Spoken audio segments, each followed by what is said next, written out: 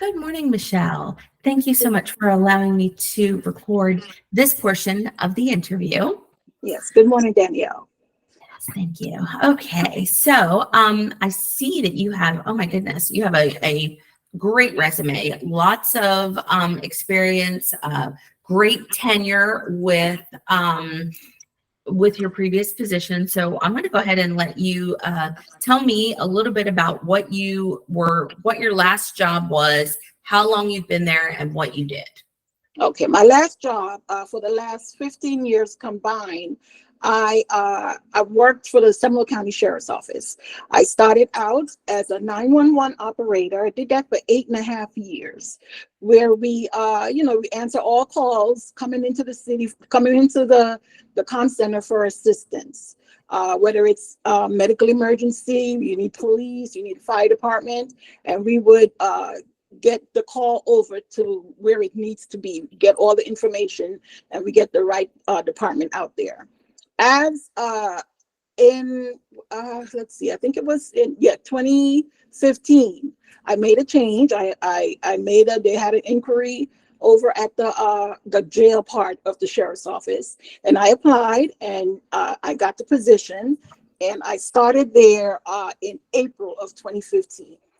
Okay. And there, it was a lot more. In 911, everything is on the phone. You don't see who you're talking to, but at the jail, you have direct contact with the person, because I have to interview you when you come in. I have to get all the information from you. If you need a lawyer, I have to provide, if you don't have a lawyer, I have to provide the legal aid, the public defender for you. And I did all of that. I have them fill out the application. I helped if they needed help with filling out the application.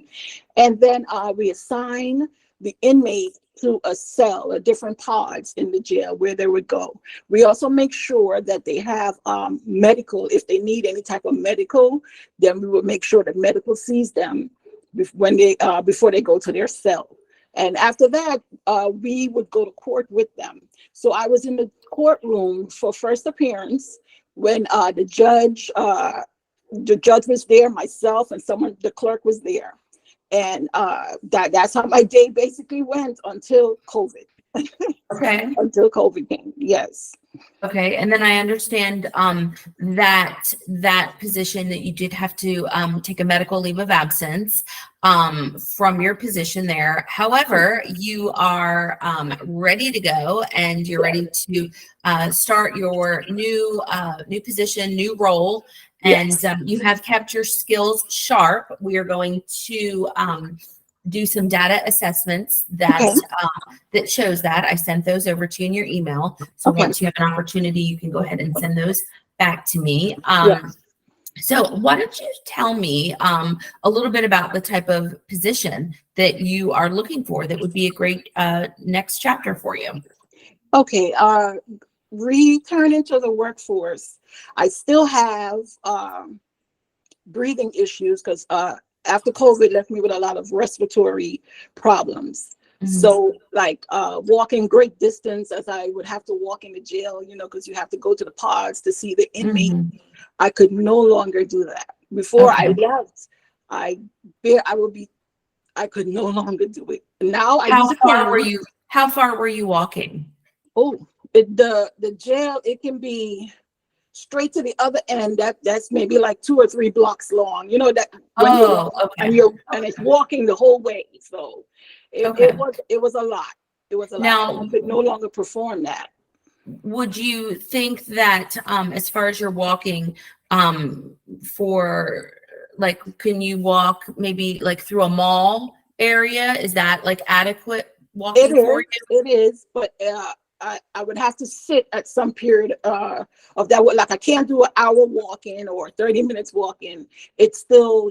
I just was released yesterday from physical therapy. Okay. I've been going to physical therapy to walk again. So about how long do you feel that you can walk before you do need to rest?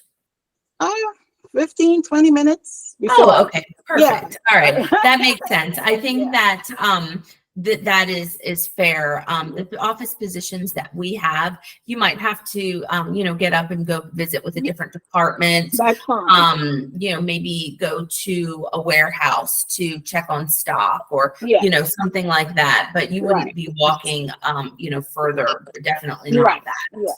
Okay, wonderful. So you are looking for an office type position, which of course you have definitely plenty of experience with that. I Yes. see that you have, phone skills, great customer service, being able to be a 911 operator. You have to have excellent communication skills, Yes. that empathy and compassion. Correct. Correct. So I feel that I actually love working with people with a 911 background. I have always found them to be extremely reliable and really good workers because Yes. Sometimes takes it's a 16-hour day, but we're there. You have to man that phone. Somebody has to answer, so you have to be there. So I understand. I understand. All right, Michelle. Well, I'm going to go ahead and stop this portion of the interview, but don't hang up. We got a few more things to talk about in those assessments. Just a moment. Okay, that's fine.